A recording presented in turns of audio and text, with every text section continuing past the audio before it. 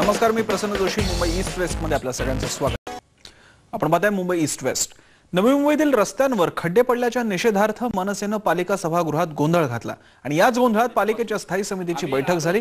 रस्त्यांवर अनेक ठिकाणी खड्ड्यांचं साम्राज्य असल्यानं या विरोधात मनसेनं 2 महिन्यांपूर्वी आंदोलन करून आयुक्तांना निवेदन दिलं. त्यावेळी गणेशोत्सवापूर्वी खड्डे बुजवण्याचं आश्वासन देण्यात आलं, पण गणरायाच्या विसर्जनाची आता वेळ आली तरी खड्डे जसेच्या तसेच आहेत. त्याविरोधात मनसे कार्यकर्त्यांनी स्थायी समिती सभागृह बंद पाडलं.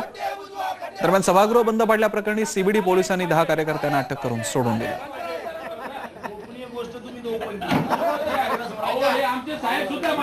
ज्या पद्धतीने नवी मुंबई शहराचे रस्ते आहेत, ज्यांची जी अवस्था झालेली आहे वाईट, त्याचा निषेध करण्यासाठी आज महाराष्ट्र नवनिर्माण विद्यार्थी सेनेच्या वतीने आज आम्ही हा निषेध नोंदवण्यासाठी इथे आलेलो आहोत. आमच्या प्रमुख 2 मागण्या आहेत.